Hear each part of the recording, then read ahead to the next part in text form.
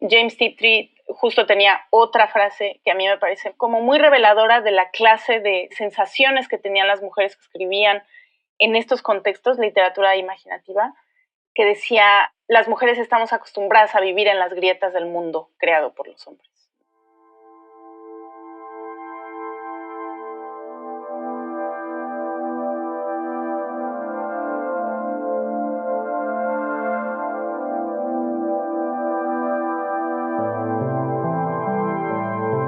Antropocenistas, un podcast de humanismo ambiental.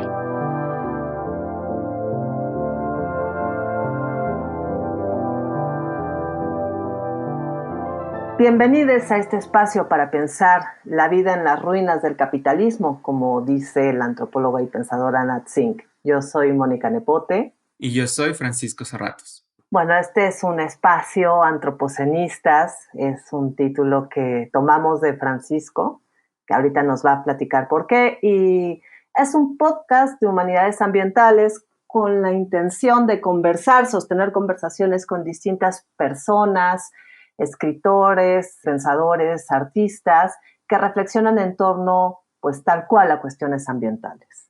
Así es, Mónica. Y bueno, bienvenidos y bienvenidas a todo mundo. Estamos muy felices, muy nerviosos también, porque este es nuestro primer episodio.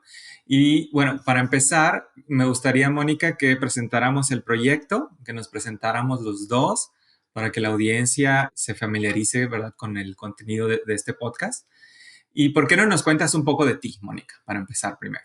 Bueno, voy a empezar contándoles que yo estoy en la Ciudad de México, que soy escritora y editora, y en los últimos años me dediqué a trabajar y reflexionar en torno a las tecnologías y todo su tejido con las escrituras, y también como a pensar en la escritura multiplataforma o interdisciplinaria.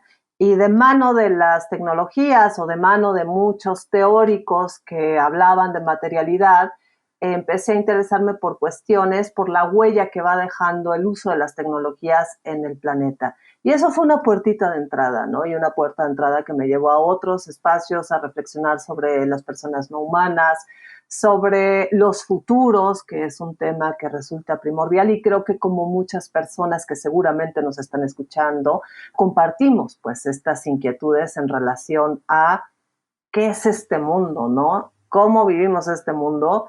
¿Qué hacemos con este mundo? Y cómo nos imaginamos la vida de aquí en adelante, porque creo que la emergencia climática es un asunto que nos preocupa a todas y todos. En todo eso que dijiste, ya describiste casi todo el proyecto, ¿eh? Entonces espero que ustedes estén tan emocionados como yo.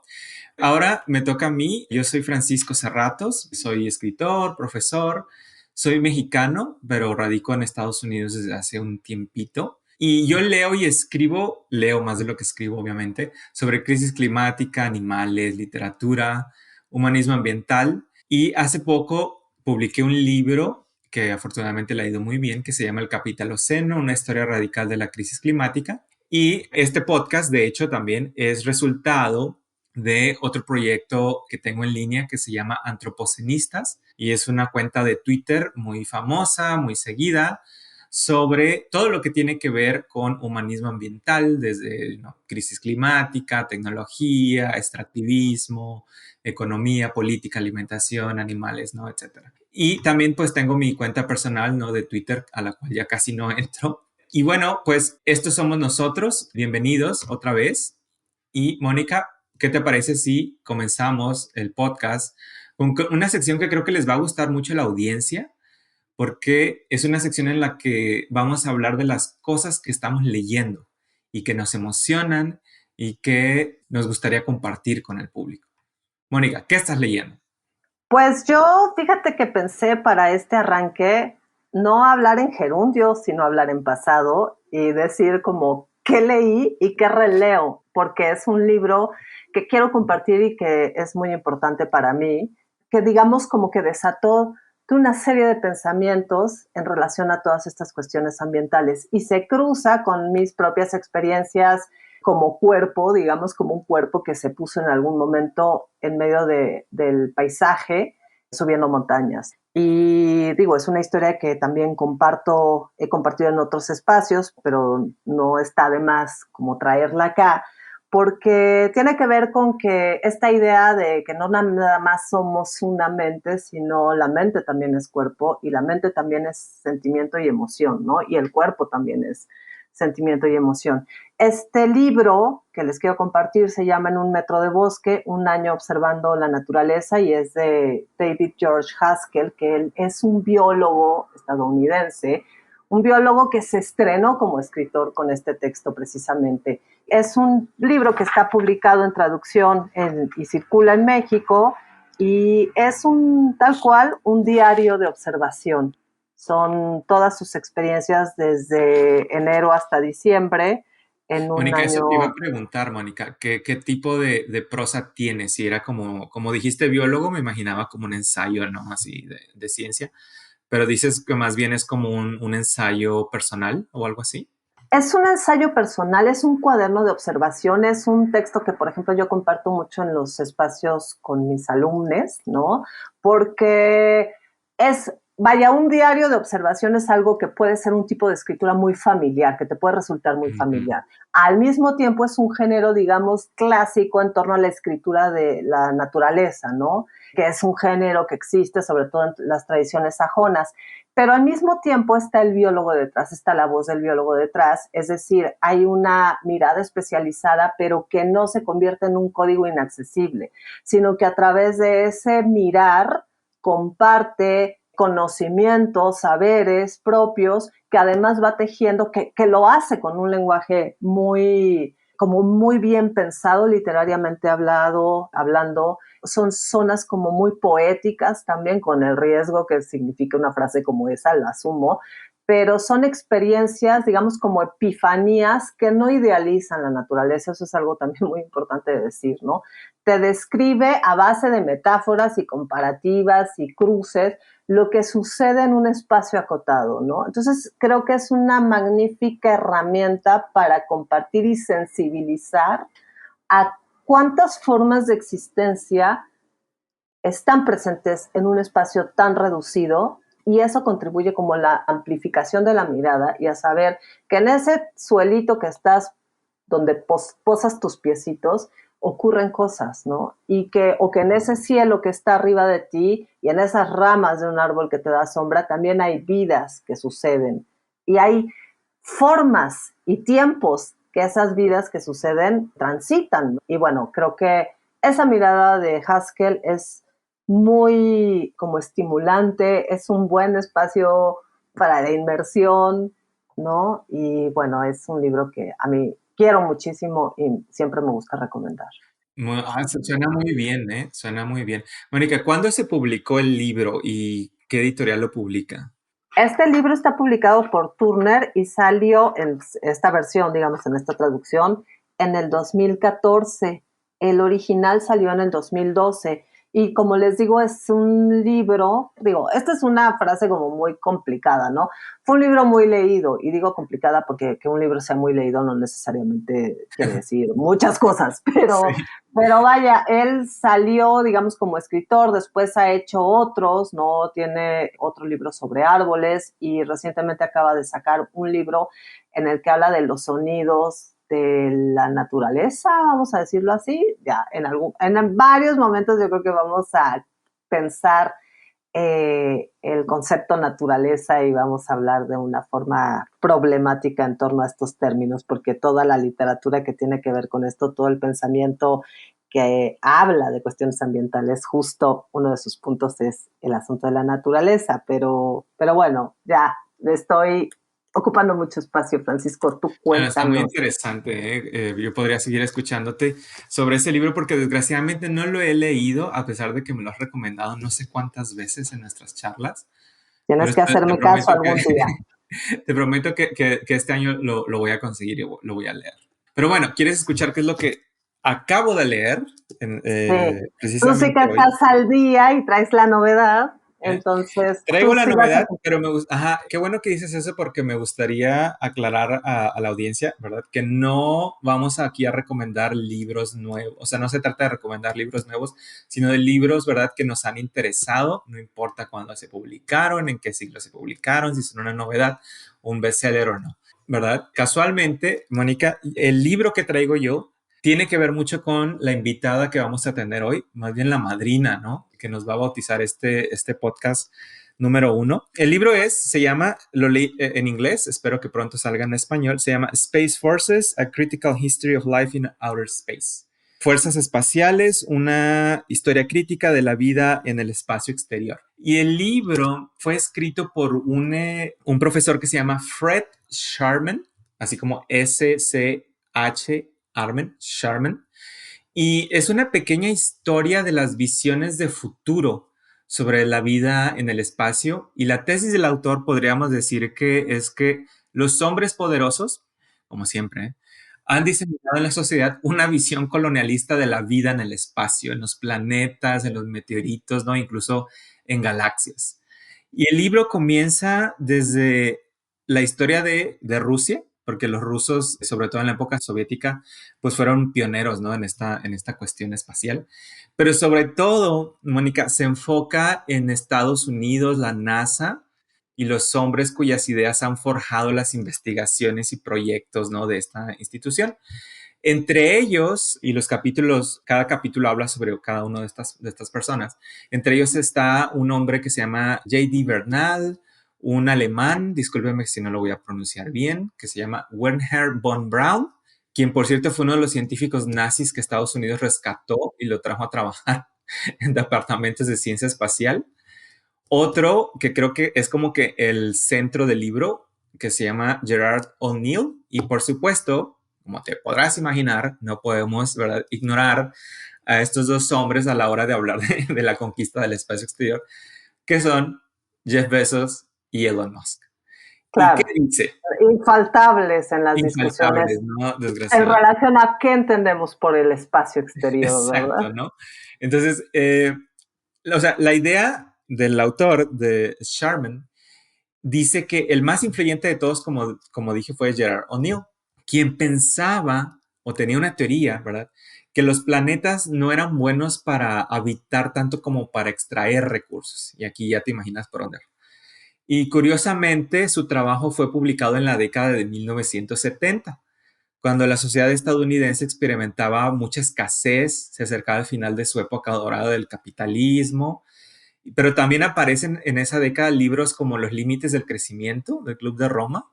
Acontece la crisis del petróleo, los primeros estudios sobre el calentamiento global, y todo esto como que creó una especie de neurosis en la sociedad estadounidense y la comunidad científica. Y la conclusión a la que llegaron, ¿verdad?, fue la siguiente. O sea, el planeta estaba llegando a su límite, por tanto, la cosa más lógica es comenzar, ¿qué? Pues una aventura colonial en el espacio exterior, ¿no? Entonces, si te fijas, esta es la visión que han heredado Bezos y Musk. De hecho, ambos son lectores de ciencia ficción. Y una de las primeras personas, de hecho, que trabajó para Bezos en Amazon, o sea, el primer empleado, fue un autor de ciencia ficción que yo no he leído, que se llama Neil Stephenson. Y él tiene libros de ciencia ficción, ¿no? Sin embargo, dice el autor que a pesar de que tienen una visión diferente, Bezos y Musk, de lo que quieren hacer ¿verdad?, en el espacio exterior, tienen algo en común. Por un lado, dice, Bezos sueña con un espacio como frontera extractiva en donde se va a mudar toda la producción industrial de la Tierra. O sea, Bezos quiere construir como un tipo de esferas o bioesferas en las que van a vivir y trabajar las personas. Y de hecho, Mónica, esas esferas ya hay, digamos, como un prototipo que está dentro de los cuarteles de Amazon acá en Seattle, que son como un tipo como de biosferas en donde hay plantas de todo el mundo. Y eso es más o menos como lo que piensa la visión, ¿no?, de este hombre en el espacio exterior, ¿no? Y la otra, de la visión de Musk, es un poco más ingenuo, este señor, porque Musk sueña con hacer, y cito al propio Musk, hacer de los humanos una especie interplanetaria, ¿no? O sea, nada más, Imagínate nada más. fíjate nada más la magnitud, ¿no? porque sabe que se acerca, Musk sospecha que se acerca un evento masivo que pondrá en peligro a la especie. Y la manera con que planea, ¿verdad?, salvar a esa especie es, según él, acumulando recursos con sus compañías, las cuales desarrollan autos y megaproyectos espaciales. Y en ese sentido, dice el autor que se acerca más que a O'Neill, que se acerca más a la propuesta del científico nazi de Von Braun, quien escribió como una especie como de utopía, Von Braun, en Marte. Entonces, esa parte, Mónica, me llamó mucho la atención porque hay demasiadas coincidencias y con esto, por favor, no quiero que piensen que estoy diciendo que Musk es un nazi, pero, ¿verdad? En las visiones de estos hombres, en los proyectos de estos hombres hay mucha coincidencia. Porque la visión, la visión de Brown en Marte, Mónica, es construir mega autopistas en túneles. Y ese es el proyecto de Musk aquí en la Tierra. O sea, es la manera en que él quiere, ¿verdad?, construir megatúneles para que los automóviles que construye puedan circular libremente. Y algo muy curioso, ¿quieres saber otra cosa muy, muy, muy curiosa? Que en la visión de Brown, No sé si ¿verdad?, quiero saber, pero dímela. hay una persona que gobierna todo el planeta de Brown, de Marte, perdón, y adivina cómo se llama esa persona. No tengo idea. Elon. Ok. No tiene nada que ver, porque ese libro fue publicado mucho antes, yo creo que naciera incluso Musk, ¿no? Elon Ajá. Musk. Pero, ¿verdad? O sea, cuando leí eso, yo dije así como que, bueno, ya, o sea, esto, ya es Nombre es demasiado. destino, sí. Nombre es destino, sí. Ajá, entonces, no sé, o sea, si te fijas, son visiones muy colonialistas, porque en realidad lo que Completamente. pretenden, ajá, no es construir, digamos, un bienestar humano, sino seguir expandiendo el sistema económico que les ha beneficiado a ellos, ¿no? Y al final, si lo pensamos también, el resultado va a ser lo mismo. O sea, van a destruir los ecosistemas en los que quieren llevar a los seres humanos, ¿no? Porque van a ser lugares de extracción de recursos. O sea, van a reproducir lo mismo que están haciendo aquí. Y la otra vez estaba leyendo un artículo que se publicó en el 2019 para la revista Acta Astronáutica, que lo publicó un astrofísico que se llama Martin Elvis y otro que se llama Tony Milligan. Elvis es de Harvard y Milligan es de King's College. Y ellos argumentan, hacen un estudio, ¿no?, sobre el crecimiento del capitalismo espacial. Y digamos que si crece a un ritmo más o menos de lo que crece la economía hoy en nuestro planeta, que es digamos un 3.0, 3.5% al año, dice que si ese ritmo se mantiene, ¿verdad?, de extracción en el sistema solar, digamos, ¿sabes en cuántos años se van a agotar los recursos que hay en el sistema solar? De acuerdo a su proyección. Ajá. ¿Qué piensas? ¿Son muchos años, pocos años o muchos, o miles de años? No son tantos años. Bueno, según ellos, Es una 500 años. manera, sí. O sea, en 500 años se van a echar todos los recursos del espacio exterior. O sea, van a recrear lo mismo que están haciendo aquí en la Tierra, ¿no? Y bueno, el libro, podría continuarles hablando del libro, ¿verdad? Porque está fascinante la historia de todo lo que narra. Al final, digamos que hace una crítica sobre esas visiones de futuro y las compara con grandes escritores y escritoras de ciencia ficción como Úrsula, que no ofrecen una utopía sobre lo que nos espera, sino más bien problematizan nuestro futuro a partir de las, ¿verdad?, cosas que sufrimos hoy en día. Pero bueno, no sé, ¿qué te parece, Mónica? Fíjate que a mí me hase pensar en un número que le dedicó la revista iFlux, justo Ajá. también a estos temas, un número que coordinó Bruno Latour con Martín Guinard y Ping Ling, y que justo el título era Tú y yo no vivimos en el mismo planeta, ¿no? Uno de estos artículos justo indagan en torno a las visiones, a las distintas visiones en cómo se están enfrentando distintos grupos de personas a toda esta amenaza, y existía, ellos catalogan una de esas como visiones como esta, ¿no? La evasión o la salgámonos a conquistar otro lugar, ¿no? Y también pensé en el proyecto que ellos pues lo atajan, ¿no? Todo un rarísimo personaje oscuro, así de oscuro como Musk y Bezos. Steve Bannon, que fue jefe de propaganda de Trump, y cómo él estuvo involucrado con un proyecto que se llamaba la Biosfera 2, que estaba en Arizona y que era justo este espacio como para recrear formas bueno, ecosistemas en estas burbujas, un poco ensayando esos futuros. Claro que acá hablan pues del fracaso económico que significó, ¿no? Pero es a la vez terrorífico y pues abominable. Yo espero que la tecnología no les dé tanto como para sus planes, porque además la vida en el espacio exterior es bastante complicada. Es muy Entonces, complicada, sí, ¿verdad? Y fíjate que qué bueno que mencionas eso del gobierno, porque se me había olvidado mencionar. El autor menciona, de hecho, iniciativas que ya el gobierno de Estados Unidos está implementando para conquistar el espacio. Y menciona dos ejemplos muy interesantes. Uno del 2015, si no mal recuerdo, de una iniciativa, de una ley que Obama, ¿verdad?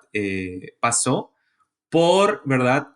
Los cabilderos del capitalismo espacial para reinterpretar una ley que yo ni sabía que existía, una ley de las Naciones Unidas que firmó en 1967, que se conoce como el Outer Space Treaty. Y en ese tratado se expone que nadie puede reclamar territorio espacial, o sea, sino que es un bien común. Pero Obama lo que hizo con esa ley es que la reinterpretó de esta manera, es decir, acepta, dice, nadie puede reclamar el espacio, el territorio espacial, pero sí los recursos. Y después, no sé si te acuerdas que en el 2020, en ese año tan, ¿verdad? Terrible, que parece que ya fue como una prehistoria, ¿no? En el año 2020, no sé si te acuerdas, que Trump incluso creó una institución que se llamaba el Space Force. Es decir, sí.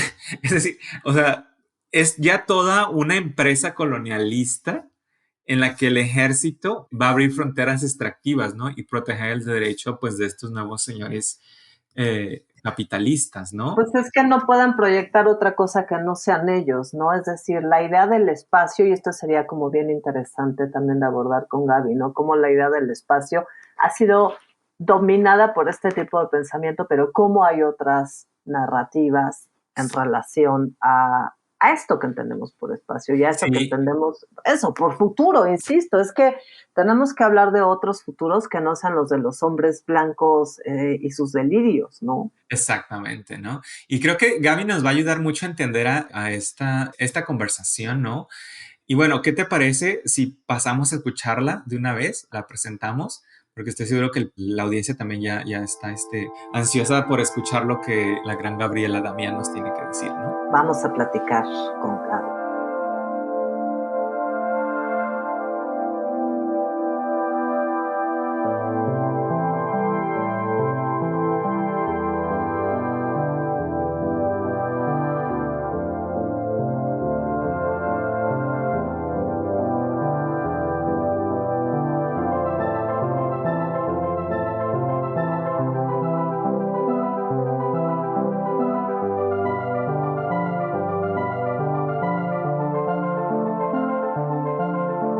Y bueno, como para darle continuidad también a toda esta temática de los futuros, de cómo los hombres blancos piensan el futuro y cómo podemos pensar otros futuros, yo creo que nuestra entrevistada de hoy es la persona ideal. Además, queremos que sea nuestra madrina, ¿verdad, Francisco? Sí, estoy muy feliz de tenerla aquí, que ella sea nuestra madrina, ¿no? Que apadrine este proyecto, porque sé que nos va a dar mucha suerte. Ahora sí que saldremos como una nave simbólica muy por lo alto. Y bueno, pues bienvenida Gabriela Damián, nuestra muy querida Gaby. Pues voy a leer unas líneas que la misma Gaby nos mandó para presentarla. Ella es escritora, feminista de géneros especulativos, interesada en acompañar y participar a través de la creación en el cuidado del planeta y sus habitantes no humanos. Bienvenida, Gaby, qué gusto tenerte aquí en este capítulo 1, capítulo 0. Ay, muchas gracias a ustedes por invitarme, por hacerme madrina, madrina mágica de este maravilloso espacio. Se los agradezco mucho. Yo feliz de compartir nuevamente una conversación con ustedes porque pues, tenemos varios intereses ahí compartidos y alianzas. Entonces, gracias. Gracias a ti, Gaby. Nos gustaría comenzar la conversación porque queremos escuchar lo que tienes que decir sobre esto. Estamos muy interesados en todo lo que tengas que decir al respecto. Y como decía Mónica, más o menos en este capítulo hemos hablado un poco sobre la visión de futuro, las visiones de futuro más bien, ¿no? Que rondan en los, digamos, relatos sociales de hoy en día, ¿no? Y cómo algunas personas con mucho poder, ¿no? Implementan, ¿no? En la cabeza de las personas estas narrativas sobre el futuro y lo que tenemos que hacer, ¿no? Para resolver los problemas que tenemos hoy en día. Bueno, y la primera pregunta, Gabriela, es acerca de los últimos temas que has estado explorando en tu obra, sobre todo los ensayos que has publicado recientemente sobre el tema del futuro, la crisis climática y la ciencia ficción. Y la primera pregunta es si podrías decirnos, Gaby, cómo fuiste interesándote en esta temática y qué respuestas nos da la ciencia ficción a la crisis civilizatoria que vivimos. Ay, pues, híjole, cómo fui interesándome es algo que no tengo muy como un momento pivotal definido. Creo que es algo que siempre me ha interesado.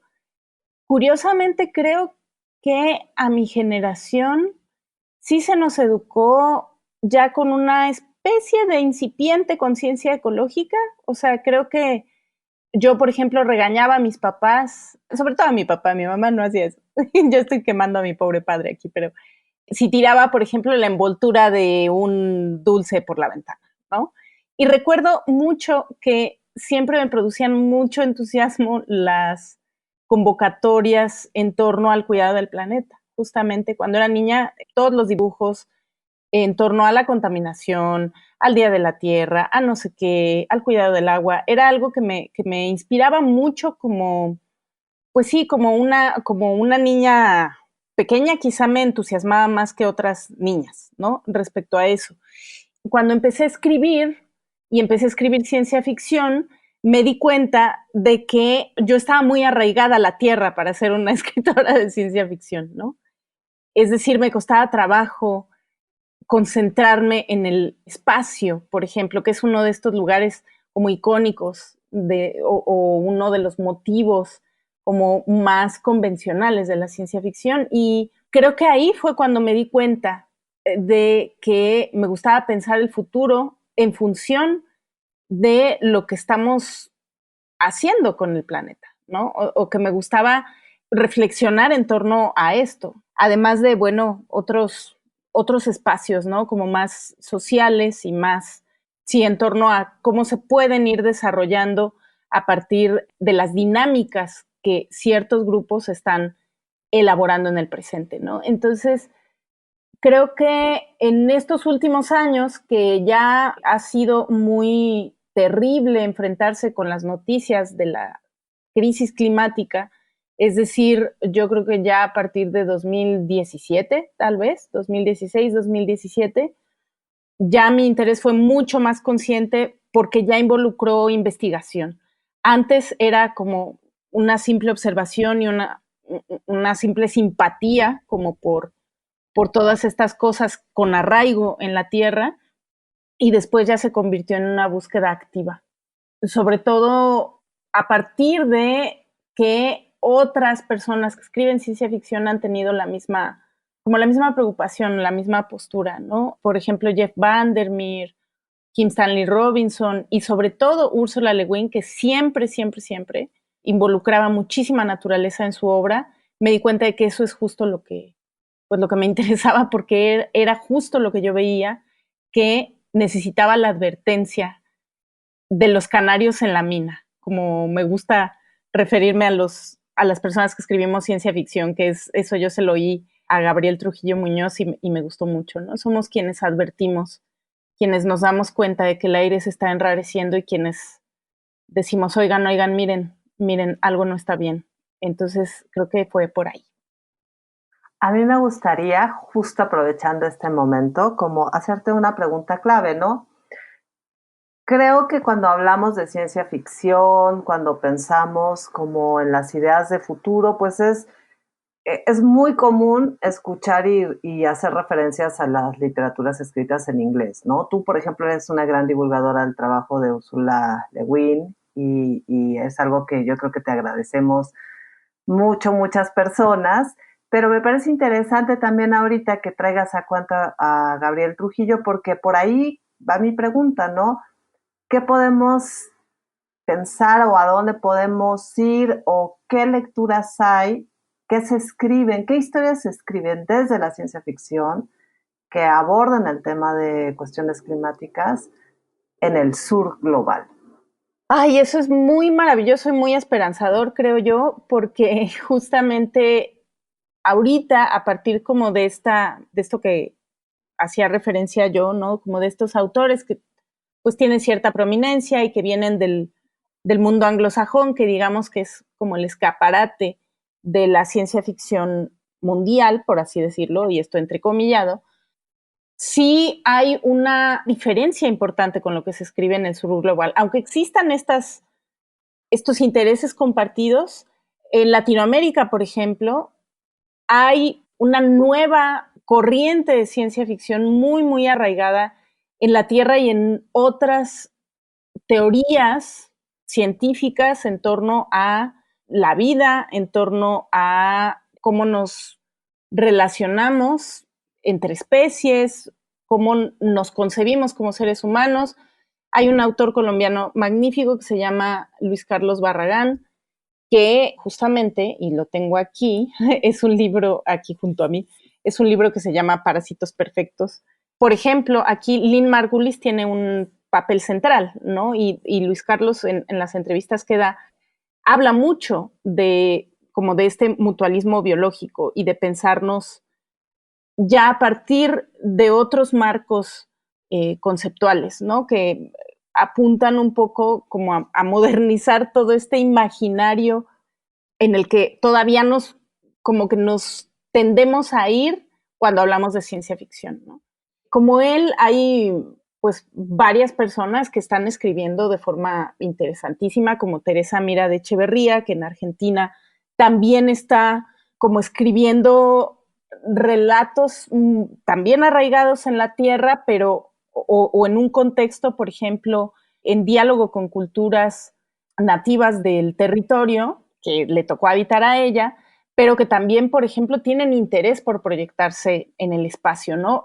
Y de una manera distinta como a este relato de la colonización y que es común, por ejemplo, a esta vertiente del afrofuturismo que ya no ubicaba un futuro en la Tierra, sino un futuro fuera de la Tierra donde sí fuera posible vivir sin racismo y sin explotación. Entonces, es interesante ver cómo sí conviven distintas perspectivas y cómo combinan estas diferentes posibilidades que da la ciencia ficción para imaginar futuros, pero creo que en el caso de Latinoamérica seguimos muy, muy marcados, muy marcadas por pues todas las desigualdades sociales, ¿no? Y entonces eso nos acerca justamente al afrofuturismo, al africanofuturismo, que es una vertiente de pensar la diáspora africana, pero afincada en África, no tanto como desde esta concepción más pues de la ciencia ficción norteamericana, ¿no? Sino como volver la vista hacia África y pensarla desde ahí. Entonces hay muchísimas cosas interesantes que se están escribiendo ahora en Latinoamérica, sobre todo, creo yo, que hay un cambio importante. Edmundo Pasoldán, por ejemplo, o Liliana Colanzi son autores que hablan mucho como del territorio, de la explotación minera, de la región en la que están. Eso es algo que a mí me interesa mucho también, ¿no? Hablar justo de dinámicas de explotación. Las modernas dinámicas de esclavitud a mí me aterrorizan y creo que es un tema común en la ciencia ficción latinoamericana ahorita. Sí, sí, claro. Gaby, bueno, se me ocurren muchas preguntas al momento de escucharte. Una es sobre el afrofuturismo. A lo mejor si nos puedes dar como una introducción muy breve o una definición breve de qué es el afrofuturismo. Bueno, el afrofuturismo es una corriente de ciencia ficción muy importante que tiene una tradición larga. Hay una antología muy interesante compilada por Shiri René Thomas que se llama Dark Matter, por si la quieren buscar, Materia Oscura. Justamente revisa como que ya desde el siglo XIX había un interés por pensar el futuro desde las personas de la diáspora africana, ¿no? Y de todas las personas que fueron llevadas a otros territorios en contra de su voluntad desde África. Y bueno, ya digamos que en concreto o más como entendemos ahora el afrofuturismo, nació en la música en los 60. Hay muchas bandas muy interesantes, la más destacada es la liderada por este personajazo que es Sun Ra. Es un grande absoluto, por favor vean sus atuendos inspirados en el antiguo Egipto y también espaciales, o sea, es una cosa muy maravillosa, que justamente cantaban como cosas como Space is the Place, ¿no? Y era eso, imaginar posibilidades para las personas negras vivas en un futuro, pero sí en un lugar radicalmente distinto. Y esta metáfora del otro planeta, de largarse de aquí e irse a otro planeta, funcionaba muy bien para establecer que el mundo tenía que ser radicalmente distinto o que tenían que tener la posibilidad de fundar una sociedad completamente nueva para poder tener control sobre ese futuro. Y bueno, ese es el afrofuturismo. Ya el africanofuturismo es una deriva más contemporánea que autoras como Nnedi Okorafor quiso como establecer una marca en el tiempo, ¿no? Sobre todo a partir de justamente de Black Panther, que de alguna manera pues ubica a Wakanda en África, pero los recursos de Wakanda se van a mejorar las condiciones de vida de personas en Nueva York, ¿no? De las personas negras en Nueva York o en California o ta. Y ella decía, no, bueno, a mí me interesa pensar el futuro de África.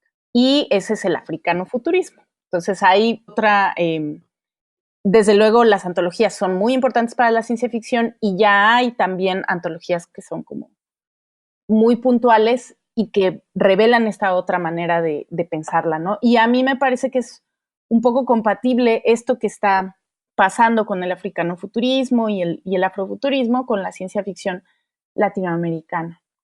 Creo que además también es como súper importante tener estos otros referentes que van por las líneas distintas a lo que nos compartía Francisco del libro que leíste y que también entiendo es un tema que a Gaby le ha preocupado, ¿no? Estas ideas de pues de los futuros, pero pensados por los hombres blancos poderosos como Elon Musk o Jeff Bezos. Y bueno, ahí tú escribiste algo también al respecto sobre el punto de como la crueldad de salirte o pensar en la colonización del hacia afuera, sin pensar en, pues no sé si hablar de soluciones, pero sin pensar en salvar este mundo en el que estamos. O sea, es una preocupación tuya, desde luego, pero es una preocupación que se comparte también desde, yo pensaría, desde lo que han escrito y pensado muchas autoras de ciencia ficción también, ¿no? Sí, totalmente, totalmente. Creo que justo si revisamos como el trabajo de James Tiptree Jr., de Octavia Butler, que bueno, se ubica justamente dentro de esto del afrofuturismo, si revisamos como esta historia paralela de la ciencia ficción escrita por personas que no son los hombres blancos entusiasmados con los juguetes tecnológicos y con el poder, vamos a encontrar eso, ¿no? Hay un relato muy bello de James Tiptree Jr., Alice Sheldon, el seudónimo famoso de esta autora increíble, Alice Sheldon, que justamente plantea un encuentro de frecuencias en los intercomunicadores entre un grupo de astronautas que está perdido, un grupo de astronautas norteamericanos, por supuesto, y una civilización compuesta por mujeres que recibe la señal de esta nave que está extraviada, ¿no? Y entonces ellos piensan que ya se lograron comunicar con la Tierra y están pues tratando de dialogar con estas mujeres que se la pasan hablando de las vacas, que si ya nació un becerro, que si no sé qué, o sea, puros asuntos como domésticos y muy, muy del campo, ¿no? De la Tierra. Y cuando empiezan a dialogar y los astronautas se dan cuenta de que están como en una especie de universo paralelo, están muy preocupados porque estas mujeres parece que perdieron la fe y que no creen en Dios, ¿no? Porque quieren que, son unos astronautas muy apegados a la religión católica, bueno, al cristianismo, y no encuentran evidencia de ese pensamiento en las mujeres, ¿no? Incluso les dicen, ay, han perdido la fe, qué triste, y ellas les dicen, no, sí, claro que tenemos fe en nosotras mismas. Y se la pasan así, ¿no? Como revelando que ese otro universo es el que finalmente colonizó el espacio, ¿no? Entonces, son fantasías que a mí me parecen muy reveladoras, ¿no? De que siempre James Tiptree justo tenía otra frase que a mí me parece muy, pues sí, como muy reveladora de la clase de sensaciones que tenían las mujeres que escribían en estos contextos, literatura imaginativa, que decía, las mujeres estamos acostumbradas a vivir en las grietas del mundo creado por los hombres, ¿no? Y cualquier desestabilización, cualquier guerra, cualquier crisis va a provocar que nuestros derechos se vayan al caño, ¿no? Entonces, ahora que estamos justamente ante la crisis climática, sabemos que es momento como de poner en el centro esta discusión de las otras posibilidades que siempre ha tenido el mundo y por las que siempre se ha sostenido, ¿no? Y cómo extrapolar eso para que se convierta en una visión de futuro que sea realizable, ¿no? Porque siempre ha estado ahí y siempre, insisto, es lo que ha sostenido al mundo, solo que ahora hay que pensar cómo, ya que tiene este componente y esta relación tan fuerte con la naturaleza y con el cuidado de nosotros y nosotros en la naturaleza o nosotros como naturaleza, cómo llevarlo hacia un futuro que parece que no va a preservarla. Sí, sí, sí, claro. Oh, Gaby, podríamos seguir aquí, yo creo que 2 horas más hablando contigo, pero desgraciadamente el tiempo se nos está acabando. Por último, nos gustaría mucho que nos hablaras sobre tu próximo proyecto, que yo sé que es un libro que va a salir publicado, yo espero que sea en los siguientes meses. ¿Nos podrías hablar de él? Toda la información que tú quieras darnos, el título, la publicación, de qué trata y dónde se va a poder conseguir para que pues el público, la audiencia pueda acceder a él. Ay, bueno, sí, en un par de meses ya lo tendrán. Se llama La canción detrás de todas las cosas y saldrá publicado en Odo Ediciones, que es una editorial inspirada justamente en la utopía ambigua de Ursula Le Guin, Los desposeídos, que tenía a esta filósofa llamada Odo. Por lo tanto, es una editorial de enfoque anarquista pacifista con distribución libre, pero también impresión en papel y demás. Entonces hay opciones ahí para quienes les interese el libro. El libro es como una historia marco que contiene varios cuentos. La historia es el hallazgo de una especie de ópalo, una especie mineral muy misteriosa que produce sonidos que alteran la conciencia de las personas y tienen varias cosas que decir en torno a la vida en la Tierra. Entonces, de eso se derivan los cuentos y nada, es también un libro de autoficción, porque yo aparezco en el libro. Y es una cosa muy loca, yo todavía no acabo de entender qué fue lo que hice, pero pues espero que les guste. Sobre todo hay una reflexión en este sentido de lo que hemos venido platicando, ¿no? Me interesaba mucho retomar a la geología, ahora como ciencia, como esa llave de entrada científica o del discurso científico para entrar al universo del libro y concebirnos geológicamente, ¿no? Dentro del planeta Tierra a partir de esas historias. Entonces, pues eso, ya tengo muchas ganas de que lo lean y de que sientan el tiempo mineral. No, sí, ya.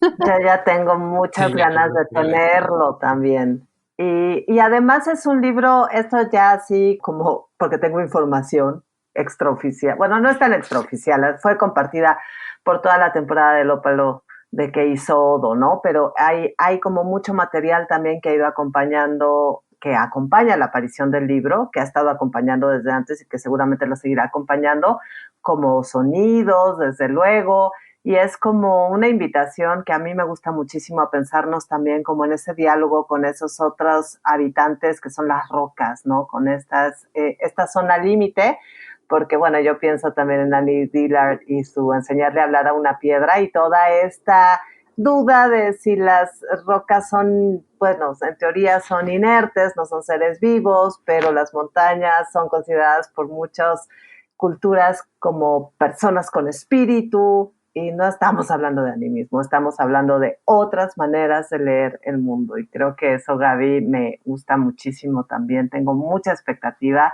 por leer ese libro que seguramente será extraordinario. Ay, qué ilusión. Pues sí, tal cual. Hay muchos volcanes también en ese libro porque ahí hay una cosa muy viva, ¿no? Las rocas encendidas y fundidas también que fluyen y crean un nuevo mundo. Eso también y esos volcanes como personajes ya los quiero conocer. Entonces, pues muchísimas gracias, Gaby, por estar aquí en esta emisión, este lanzamiento que dijimos que nos fuimos al espacio y terminamos en el cráter del volcán. Entonces, y en la entraña de la Tierra con este canto del canario en la mina, ¿no? Haciendo advertencias sobre pensar los futuros, creo, y pensar esos otros futuros posibles. Bueno, Mónica, pues desgraciadamente se nos acabó el tiempo no solo de la entrevista, sino también del podcast. ¡Qué rápido! Muy rápido. Yo sé que quedamos picados aquí con Gabriela Damián y el público estoy seguro que también se quedó con ganas de más, pero desgraciadamente tenemos que irnos, ¿no? Cerrar este primer episodio del cual estamos muy contentos de presentar y pues nos vemos en la siguiente entrega de Antropocenistas, Mónica. Un podcast de humanismo ambiental.